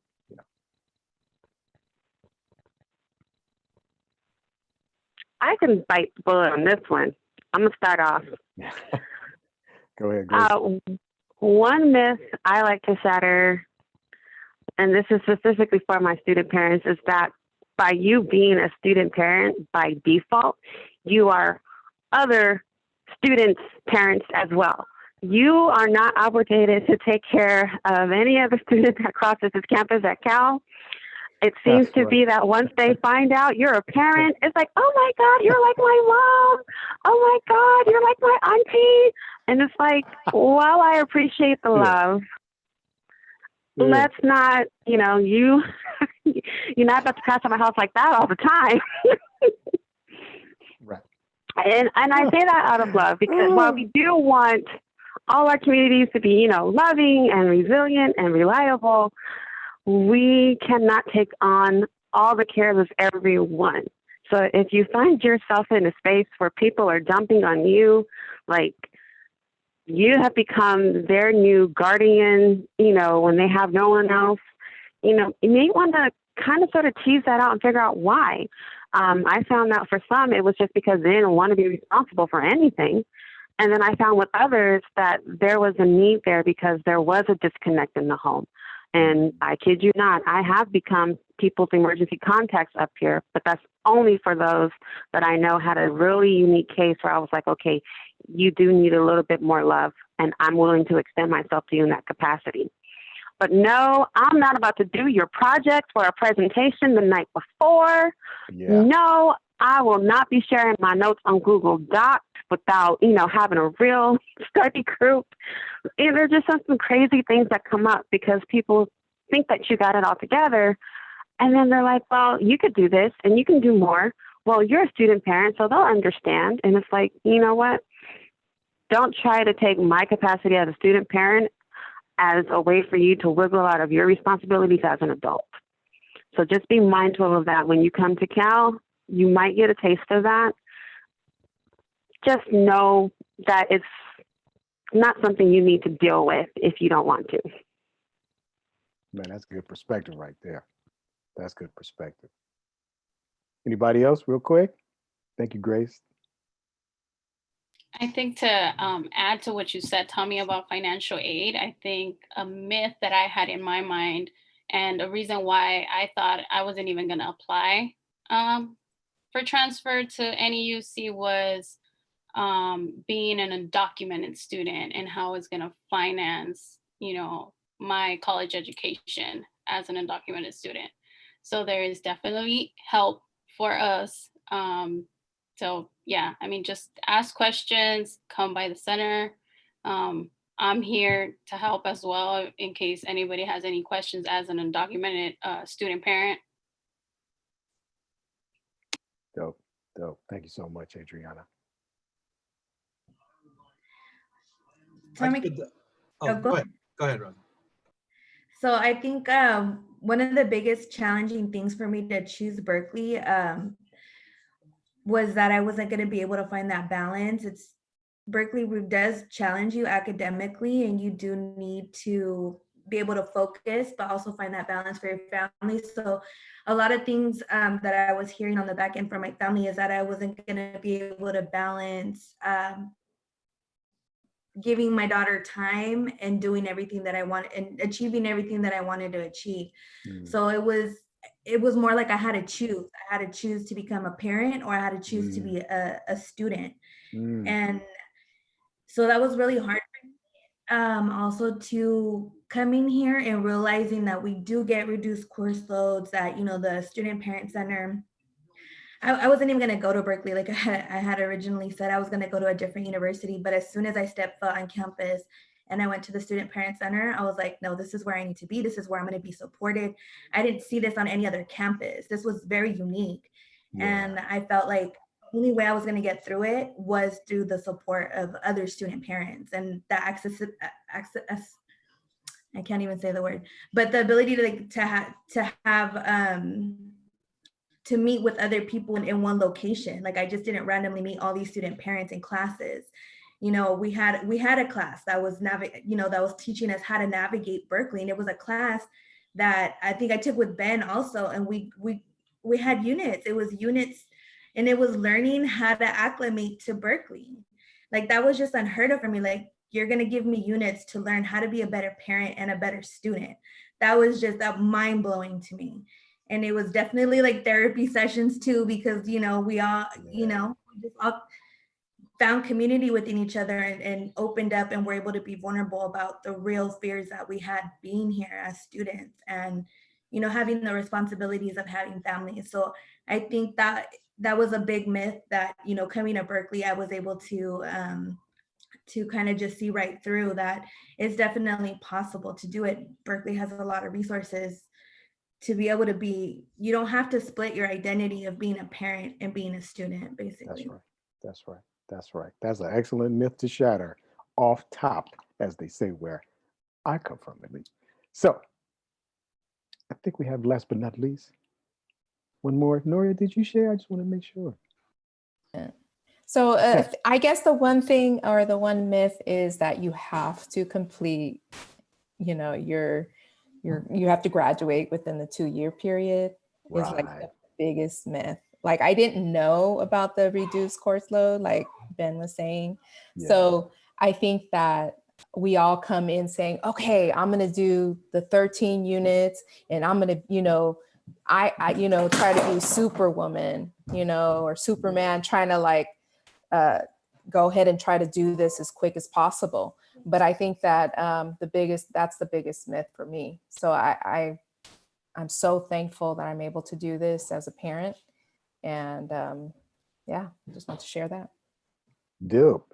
These were such great myths to bust up, as well as the other feedback that you gave regarding imposter syndrome and ways to maintain community and family. Okay, new admits. We got about 15 minutes left. How about this? In the interest of time and importance to some questions that were given through the RSVP link, let's go straight into some of those questions and just finish out strong with respect to the break that we might have wanted to take. We want to make sure that we get as much time as we can in. Though this will not be the last time that we meet, all right? So please be on the lookout for more information from us regarding upcoming events, virtually, Q&A sessions directly with you. And yeah, I'll stop there because I don't want it to turn into an info session about everything else going on. Okay, so one of the questions that came across on the New Student Parent 2020 Confirmation and Resource RSVP was, what specific question would you like to have addressed during our CalWeek presentation? Now, there are a lot of questions here, all right? So we cannot go over every last one in 15 minutes. That's just not happening. I'm pretty sure that people will not be too fired up if they don't hear their one question. What I can say is these questions have a common theme. We're going to pick one, we're going to pull from that, discuss it.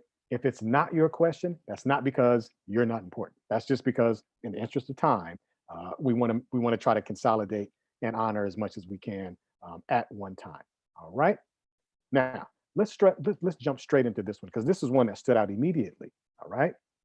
Is family housing guaranteed? How is it affected by COVID-19? When would I find out? And I'm also going to chime in on this question, but I want to let student parents take the lead on answering as well. I'll chime in as far as COVID-19.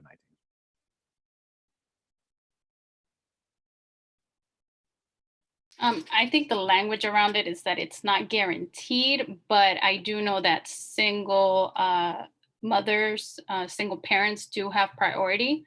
Then it is married or, parents that have a partner.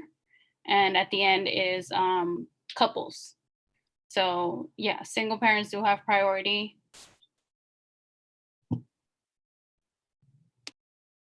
Anybody else? And it's when I first applied, because I wasn't originally gonna come to Berkeley, I didn't apply for housing immediately when I should have. So I was kind of on a deadline. So I did call the office and they were able to prioritize me, and I was placed in housing within 2 weeks from starting the semester, 2 to 3 weeks from starting the semester. So I felt like they really made an effort to accommodate me because I had no clue what I was gonna do. All right. All right. Hey, everybody, this is Grace again. Hey, Grace.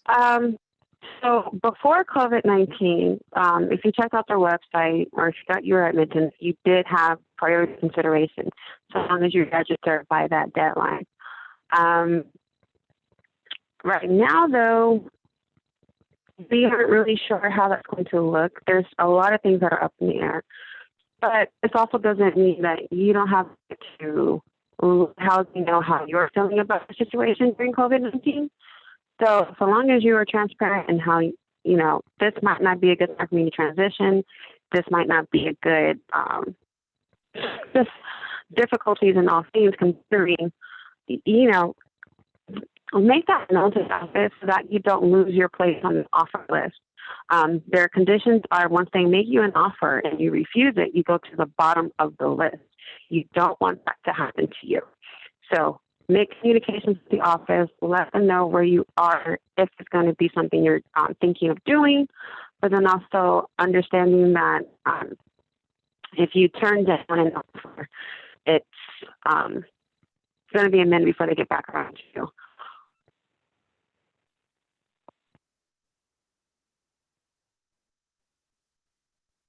I wanted to add to, I don't know how this is going to affect housing because of I think there might have COVID. been some internet discrepancies there. So what I want to do is, go ahead. Oh, sorry. Due to COVID, I don't know how this is going to affect housing, but due to COVID, I know a lot of families chose to move out. So I do know there is several empty houses. Not sure if it's more than usual or not, but I just wanted to give you something I was able to recognize that a lot of families did choose, since everything's remote now, lectures remote. So a lot of families chose to move out, move back home. So there is a lot of empty houses here, apartments. Right. Anybody else? No, it's okay. I can go. I just want to jump in and add something about COVID-19. A lot of language coming from the university to you as the new admit might talk about fluidity and giving you options. Those are not bad emails. I think where we are in the Student Parent Center is a little bit beneath that language. And here, this is where we are, is you were admitted as a UC Berkeley student first and foremost. You did not receive an acceptance letter for you to be a parent, okay? You're already a parent. Where you live and how you parent, just like if you came here or not, it can't be impacted negatively by your decision to attend UC Berkeley. If, because of COVID-19, you are negatively impacted by relocating here, then this is the time to consider at least what the combination of safety, housing security, and remote learning options could look like if you didn't relocate to University Village, and how a long-term conversation can be had. Well, not super long, but a conversation with not just the Student Parent Center, but your admissions counselor and university housing representatives about what does that look like for me if I were to decline housing, if I were to maybe defer my application timeframe. Situations like this are really fluid. I think that unfortunately we don't have a static answer to that, but that doesn't mean that our answer isn't an answer at all. It's right now, it's very push-pull, meaning the situation as we stand now with current students in University Village, that has to be mitigated before, because of COVID-19, the incoming students who are wishing to be housed, before that's mitigated. And that middle spot, like that's where we are right now. It really does suck though, because at this time, you as a parent, you might already have that protective state of like, yo, I'm not about to relocate if I don't have adequate housing for me and my children. We get that, we understand that, and we don't want to sound dismissive of that. But right now it's very fluid. Continue to contact us. And also, admissions counselor, just regarding admissions, but also if you've applied for university housing, with the university housing office as well. Okay, next question, and we got about 7 minutes left. This is a little, I think Rosa, you had a good take on this, but I'll leave it open for everybody. I'll chime in as well. How likely is it that my daughter can get a spot at the Early Childhood Education Center? We know that more as Early Childhood Education Program, ECEP. Rosa, would you like to chime in on that? Yeah, so I didn't, again, because everything was last minute, I didn't get a spot right away. And it was really hard for me to get in because also there was a wait list. So I had to find, find other resources. So I did go to the YMCA. The YMCA, because I'm low income, did give me, I think, like a 40% off discount. And I was able to add that to my cost of attendance, which reimbursed me for that money I had spent, because I did have to ask for a loan I didn't have the money to pay for the after school childcare. So I did have to ask for a loan, but I was reimbursed through the cost of attendance, and I was able to pay that back. After, I think, the first year, I was able to apply, and she was able to get in after some time on the wait list. And it was very simple. I filled out the application. I believe the office is on Jackson Street, and the lady was really helpful. She really told me upfront everything that I needed to turn in. And I turned it in, and I think that the following week they were already picking her up after school for the after school program. So I honestly think it's a matter of the timing. Like, you do have to know ahead of time, or give them. Very good, very good. Anybody else? No? That's okay. I'm just gonna briefly annotate. Rosa is absolutely correct. Timing plays a big part of it, not just the time that you apply, but the time of availability. That's the open slots when they become available for the campus-based ECEP program. So instead of giving you false positives when it comes to like, oh, they're gonna be ready then, they're gonna be ready at this point, we're gonna send out the direct contact information for ECEP. We spoke on Wednesday, me and the program leads.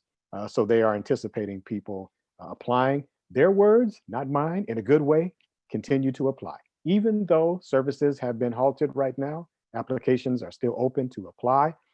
And the person directly that you speak to is Marina Moreta. along with her team, they'll get you through more of the intricacies of what needs to be done. And just like what Rosa said, if you do not get into ECEP, that does not mean that there is absolutely no childcare option for you whatsoever. It's just, it will not be ECEP. And we want to be transparent about that because the Student Parent Center itself is not a childcare provider. And ECEP, there is a chance that childcare will not be provided through them. Shall we take one more and then finish out, close out? Yeah, okay. This is lighthearted. Maybe not for the person asking the question, and we're saying this in a humorous way, in a lighthearted way. We feel you, but the question is, I am currently pregnant and admitted for the fall of 2020, the baby is due in August. Should I defer admissions? I'll definitely chime in on that.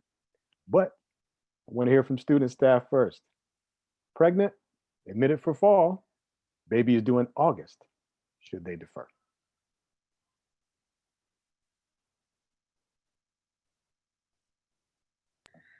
I've known people that have been admitted while they're pregnant and do have their kids while they start or during the semester. And a big thing is that they have strong communication and constant communication with their professors. Some professors are really lenient and able to work around with them and really understanding also. So just to have that communication, start emailing your professors now and let them know your situation, and you can kind of get a feel or a vibe of how they're going to respond and how that communication is going to go throughout the semester.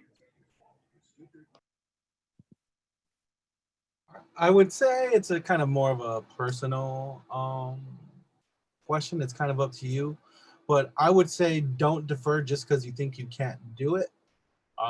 There's reduced course load, there's Title IX, there's Tommy and the Student Parent Center.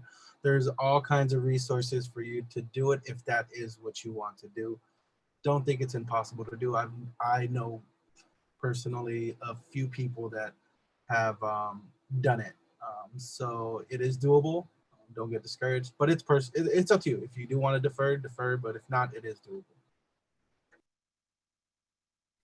Thanks, Ben. Thanks, Rosa. Great advice. Anyone else?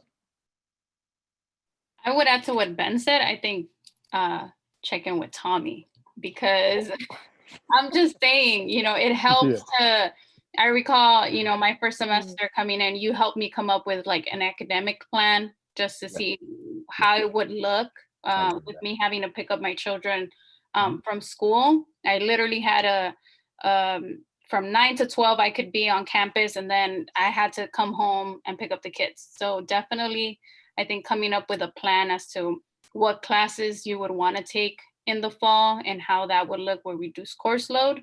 And then again, professors are very approachable, especially through email. So I would email, once you do have an idea what classes you want to take, just, hey, can I get a look at the syllabus because, I'm pregnant and this is my situation. I think it would help. Yeah. Thank you, Adriana. Grace, Noria? I would say having that open communication and speaking to you. You're the number one contact for us. So I would say it doesn't hurt to discuss it and see what your options are before making that decision. Yeah. So, thank you, everybody. Grace? Grace? Still there? Maybe we had some technical difficulties. No worries. In lieu of Grace's feedback, what I can say is that, oh, okay, she's here. No, my bad. I ain't got no feedback yet. Go ahead, Grace. I'm sorry. Don't worry. Did you hear the question? Did you hear the original question? I heard the question, Tommy. Okay. I'm sorry. Cool, that's okay. That's my son, and I'm trying to deal with 3 students at once. Tell him I said cut it out. For my pregnant friend, this is a personal decision, but I want to make sure that you're thinking in all the best ways with realistic and practicality factored in, how do you feel that you're going to be able to parent if breastfeeding is something that you wanted to do, have lactation rooms on campus, breastfeed your child on campus if that's something that you are thinking about doing. But if, given the current situation with COVID-19 and the unique circumstances that presents, so that you're going to be academically productive at home with a newborn, are you going to need more time to take care of yourself post-pregnancy versus jumping right into the field of being a student? Just be mindful of how you feel your capabilities and where your strengths are best going to lead you. But we love babies up here, so I'm going to say do it anyway. That's right. You're right. Yeah, you're right. Yeah, you bring a baby to the parent center and we all just stop what we're doing, and next thing you know, no work gets done. We're all talking in high-pitched voices. It's just something that happens. Yeah. But in a realistic sense, you are a parent and you are a student. Neither one of those needs to be separate from the other. And know that there are protections for you under Title IX, which, make sure that your position as a parent doesn't hinder your educational career. It's a tough decision, but definitely considering all your unique components, and if you're going to have support, if you're going to have an alternate to help rotate out time so that you can go do your classes, or if you're going to be, the super mom of the year, and I have no problem with you going for it. But also understanding that you want to enjoy this too, and you want to enjoy your baby. So that's the best advice I have for you. Yeah. All right. Well, I think my last 2 cents about the matter is pretty much a compilation of what everybody shared, is that, we 100% believe and know from our experience here as a team and the resources that the university and our program have, that you can get the support that you need to successfully complete your academic requirements as a student who is also a brand new mom, from Title IX law to campus policies, that even if it goes beyond the policies, just the ethics and the culture of the campus, there's some work that needs to be done, but a lot of work has been done. So I don't want to sound lackadaisical or passive, but my concern is not necessarily, is this doable for you or not, if you choose to participate. What I want to do is compliment the students, because they told you pretty much the main narrative is it has to be your choice ultimately, right? We cannot make you do this, and we wouldn't. That's insincere, that's fake, that's sugar-coated. We won't do that. We can't do that. You have to be the one to make the decision. We want to influence it with as many options and resources as we can to inform you of how this would get done if you choose to do it. If you don't choose to do it and you want to defer, and that's your decision, even then, we would still support you in, well, what's the best plan of action once you're done and you return to campus, right? So this is a great question, and it, even more greater than the question is the reality that there's no right or wrong answer. It's what's the healthiest option for you given your circumstance. So we don't make things easier at the Student Parent Center more than we make them healthier, right? Because easier denotes some comfort and bliss and ease. And I don't know anybody here in this Zoom room who would think that the #1 public university in the world, reading expectations, classroom culture as well, is necessarily easy or pleasant or anything of that nature. It is difficult. You do have to work a little harder, right? But the underlying narrative is that, life was already hard. It was already hard. You've already proven that you can overcome that, right? So the decision has to be made from a place of intent. You want to do this because we already know you coming into our community, we have absolutely what it takes to facilitate you. Yeah. Okay. Well, I guess that is it for today, new admits. I'm so glad you joined us. On behalf of the Student Parent Center student staff and internship team that you had here today, I'm Tommy Lanier, Program Coordinator for the Student Parent Center, and this has been our second of 2 CalWeek presentations entitled Transitioning into UC Berkeley as a New Student Parent.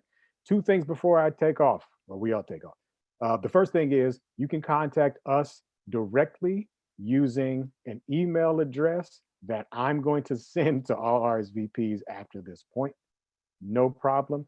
Lastly, second to last, but this is last. This presentation is going to be archived on our YouTube channel. So no worries. If you missed something, you came in late, you can catch everything from the beginning. Shortly thereafter, this meeting, just need to close out, let the live recording upload to our page, and there you go. We can resend the link to you, and you can enjoy that. And we will be following up with you with more information about upcoming virtual appointments and meetings to answer some questions directly. Okay, sounds good. Okay, I think that is it, party people. New admits, congratulations. You earned this. We didn't give it to you. You earned it. All right. This is a real welcome. Okay. And you still have the privilege of accepting our welcome. Right. So we're not making you do this. We want to just lay this out for you about what this is as far as the student parent center and your student parent experience and aspect of your identity when it comes to all of this. Yeah. Yeah. Okay. Peace out, everybody. Have a good weekend. Welcome. Bye, Congratulations. everyone. Go Bears.